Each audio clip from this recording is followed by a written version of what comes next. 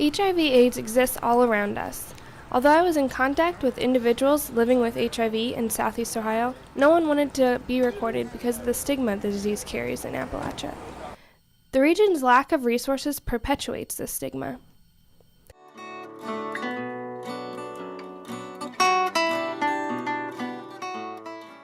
HIV is an infection that causes a lack of immune system. I shouldn't say that, but causes a reaction in your immune system where your immune system won't necessarily be as strong as it needs to be. AIDS is a disease that is a byproduct or is a product of HIV. Looking at, how people view it in terms of that terminology, they think of it as something horrible. Particularly with college students, what we did a year ago, we did a survey asking people what they knew about HIV. The survey was first done by my current supervisor, who at the time was a graduate student in 1989. So we ran the same survey that was ran in 89 in 2012. And we found that many students today had less knowledge of HIV than they did in 1989. So, and one of the responses was, does it even still exist? Do you feel that HIV is an issue in Southeast Ohio? I don't know. I know it's an issue everywhere, but I never actually thought about it just being in Southeast Ohio. I don't know if there's like a problem. Yeah, I don't know if it's an epidemic here, but it's something that can happen anywhere. Yeah. People are like, oh, that doesn't happen here, it happens there. Like, I don't know, I'm always like, you know what I mean? Like, it's always somewhere else. It's never affecting them. And would you date someone who is HIV positive? I actually couldn't because I wouldn't want to have kids. No. Why? Because sex is a big deal, and I don't want to do that. According to the Ohio Department of Health, the number of HIV/AIDS cases are rising in Athens County. In just 3 years, the county has seen an increase of 5 in both HIV cases and AIDS cases. The United States Centers for Disease Control and Prevention reports 1 in 121 college students are infected by HIV annually. 2 years ago, we did get a call from one of the nurse practitioners at Campus Care who, at that time, they had a significant jump in tests for people who were positive, who were students, and wanted to know what can we do to do more awareness raising. It's affected me deeply. We hear horror stories all the time about the 80s and New York City and San Francisco and all of these wonderful, talented people dying, and all of these nameless people who no one's ever heard of before, who are still talented and beautiful, dying. And so automatically when you think HIV, for a lot of people, it's death. There's no cure. And when you know somebody who has it close to you, you just think, well, there's got to be something. This person can't just die. Within the walls of United Campus Ministry, Jessica Swerin works as the only medical caseworker for HIV-positive persons within 7 area counties. Working with Appalachian Ohio is completely different than working just in the rural area or even working in like Columbus or Cleveland. I have clients who have been positive for 20 years and most of their friends and family don't know because it's not as easily accepted and they don't want to be treated differently. And they're definitely a lot more concerned about who knows that they're positive as opposed to in Columbus. I think people are a lot more freely open about it and it's a lot more accepted. The resources in rural Appalachian Ohio are not as available as those in urban centers like Columbus, Ohio. Athens is one of the poorest communities just in general in Ohio. There aren't as many resources. Definitely, like, for instance, OSU has specifically an ID clinic that clients can go to and access resources there. And obviously, the more people you have, the more likely you are to know someone who's infected. As well, so there's a bigger support system. Many times health services are cut. Access to care for people who are either underinsured or uninsured is a problem. Planned Parenthood has limited offerings. They still do testing, but again, do people want to go to a place where you have to, show up?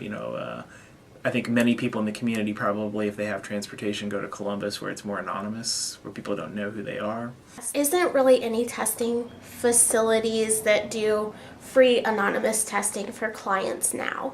I know that like on campus you can do confidential free testing, but you can't do anonymous.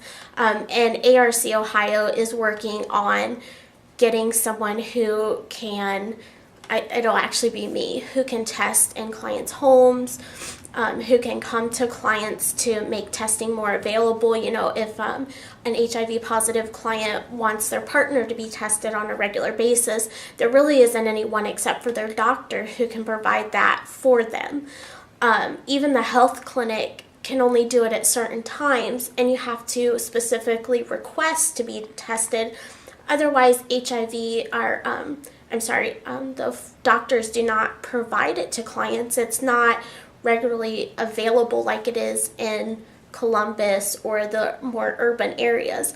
Our Columbus office does testing on a regular basis, and it's open to anyone who wants to come in, and you can do confidential or anonymous testing. Planned Parenthood and an individual's doctor's office are the two main facilities in Athens to get tested for HIV. Because of the region's stigma, people are often too embarrassed to ask for the test. I've had to ask my doctor to do a blood test just in order to be tested. I have to ask my gynecologist specifically to test me. And she says, well, do you think you've come in contact?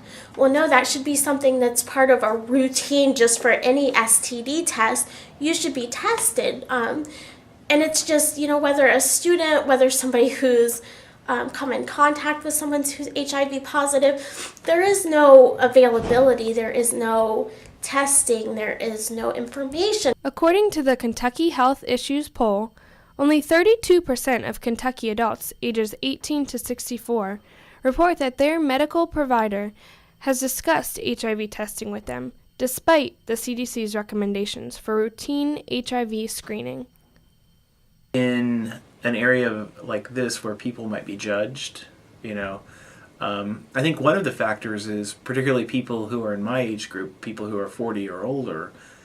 We were, teenagers when the first outbreaks, and we were educated on not to have sex unprotected. And people are afraid of getting the feedback, well, why didn't you let this happen? How are you so stupid? Mm-hmm. A lot of times people will blame or blame the victim. I don't think it's accepted here in southeastern Ohio. Definitely clients get treated completely different than what they would in Columbus. After an individual is tested positive, they are referred to Portsmouth City Health Department for a confirmatory test and continued treatment. Portsmouth is about 2 hours away from Athens. Driving that far may not be a reality for many in Athens. There's more public transportation in Columbus. Someone who lives in Worthington can still have a way to get to Columbus. And here it's more of, do I have a friend who can take me, or do I have a family member who can take me?